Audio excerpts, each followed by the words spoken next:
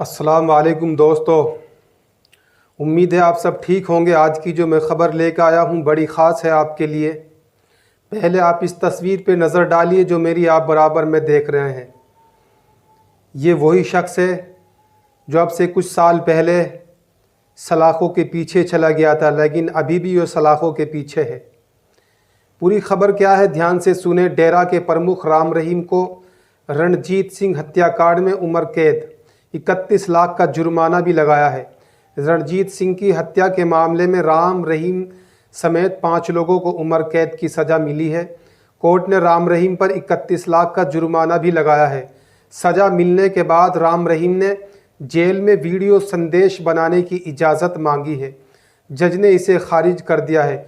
सुनवाई के दौरान जज ने बताया कि उन्हें चिट्ठी लिखकर किसी मोहित गुप्ता नाम ने धमकी दी है।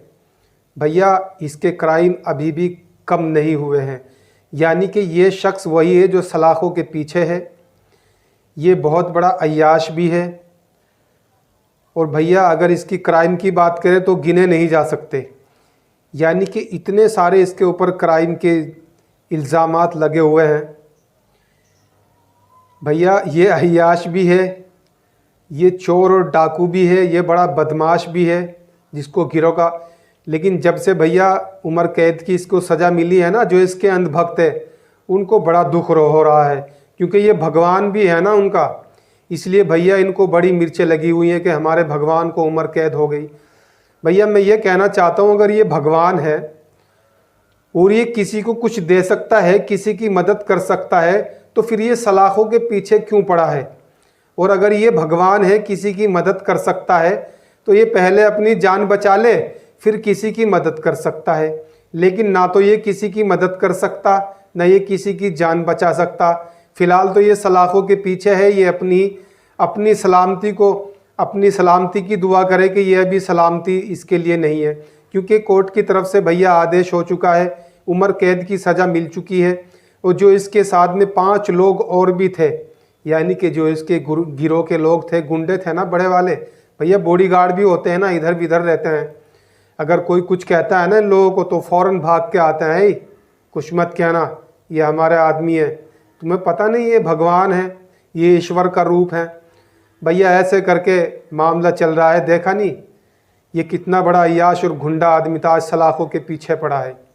ठीक है, चलिए अगली खबर का रुख कर लेते हैं। दूसरी जो खबर है ये भी बड़ी ख़ास है। जैसा कि आपको मालूम है कि 2022 में उत्तर प्रदेश में चुनाव आ रहे हैं। हर पार्टी अपना प्रचार में लगी हुई है। भैया, भाजपा पूरी कोशिश में है कि फिर से हम सत्ता में वापस लौट जाएं, लेकिन दूसरी पार्टियां वो भी अपने अपने जोर लगा रही हैं कि किसी तरह से हमारी वापसी हो जाए। क्योंकि मायावती की बात करें तो मायावती के पास तो कुछ भी नहीं बचा भैया, उसकी कहीं गिनती नहीं हो रही। और अगर अखिलेश यादव की बात करें तो काफ़ी चर्चा में हैं वो लोग। दूसरे नंबर पे अगर चर्चा में है तो असदुद्दीन ओवैसी, जो मुसलमानों की तरफ से एक चर्चा में है और काफ़ी हद तक उसकी पकड़ बन चुकी है। यानी कि मुरादाबाद और संभल और गाज़ियाबाद और मेरठ, भैया जहाँ जहाँ भी उन्होंने अपनी सभाएं अभी तक की हैं, वहाँ पर लोगों के जो दिमाग थे ना भैया, वो पलट चुके हैं। यानी जिसके दिमाग में गोबर भरे हुए थे ना कि भैया ये बी टीम है, ये मोदी जी के भगत हैं, या मोदी जी की टीम है, या बीजेपी के चाहने वाले हैं, या ये बीजेपी की टीम है, जिनके दिमागों में ये गोबर भरा हुआ था ना, ये गलतफहमी थी, अब वो दूर हो चुकी है। क्योंकि जितनी बेबाकी से ये बयान करते हैं ना, सभा में बोलते हैं, तो ये बेबाकी लोगों को, कुछ लोगों को पसंद नहीं है, लेकिन कुछ लोगों को बहुत ज़्यादा पसंद है।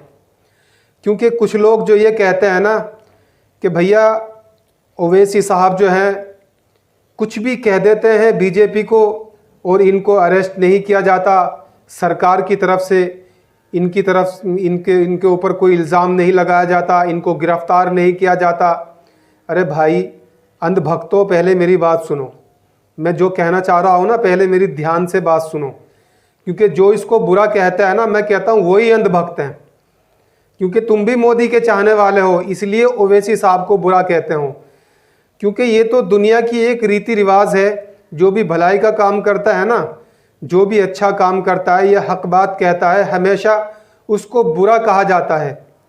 तो भैया अगर ये ओवैसी साहब हैं, हक के लिए आवाज़ उठाते हैं, सिर्फ मैं सभा की बात नहीं कर रहा हूँ, आप सांसद में ले लीजिए, ये दलितों की, बिछड़ों की, गरीबों की आवाज़ बने हुए हैं।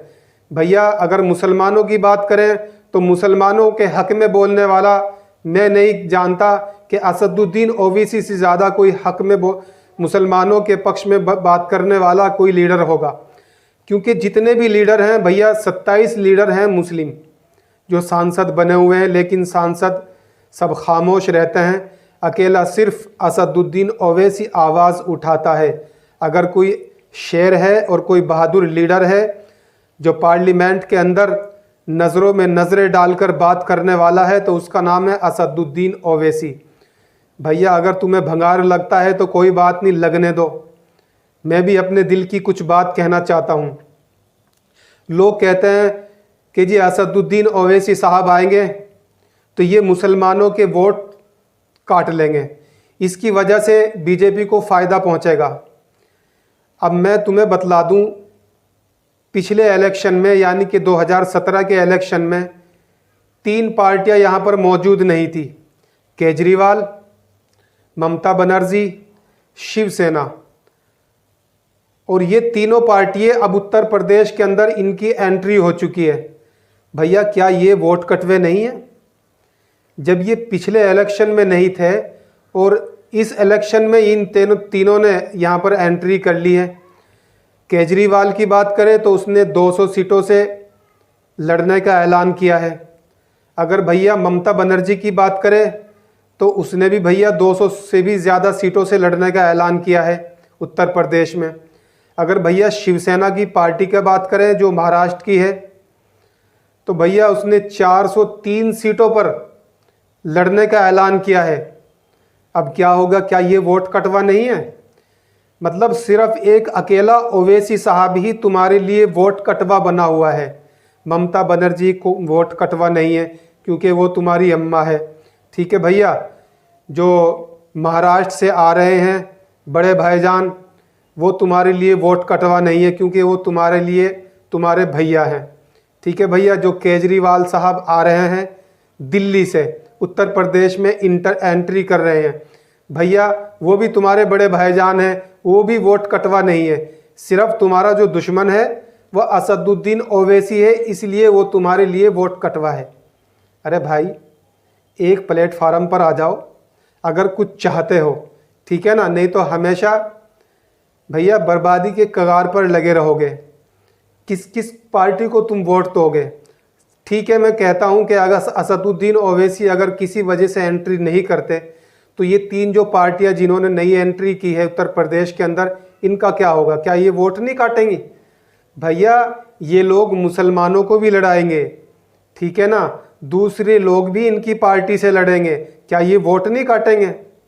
अगर तुम्हारे दिमाग में गोबर भरा है तो इस गोबर को निकाल के रख दो, ये गंदगी है। ठीक है ना, दिमाग में गंदगी अच्छी नहीं होती। अच्छी बातों को दिमाग में लगाना तुम्हारे लिए ज़रूरी है। अगर दिमाग तुम्हारा फ्रेश नहीं है तो भैया दिमाग को फ्रेश कर लो। ठीक है भैया, क्योंकि 2022 में इलेक्शन आने वाला है, कहीं ऐसा ना हो तुम्हारा वोट ख़राब हो जाए। अपने वोट को ख़राब नहीं करना भैया। असदुद्दीन ओवैसी अगर जहाँ से भी वो लड़ते हैं तो उनकी पार्टी को वोट देना है। ठीक है, अब मैं चलता हूँ, जाने की इजाज़त दीजिए। खबर कैसी लगी भैया कमेंट में बता देना। गाली वाली मत निकालना भैया, मैं इन चीज़ों के ख़िलाफ़ हूँ। ठीक है ना, तहजीब के दायरे में कमेंट लिख देना।